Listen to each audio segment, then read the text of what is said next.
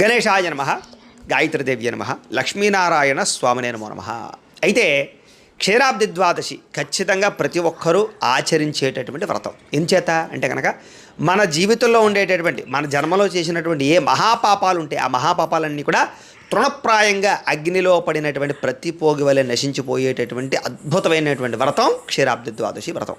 కాబట్టి ప్రతి ఒక్కరూ ఖచ్చితంగా ఆచరించాలి, ఆచరిస్తారు.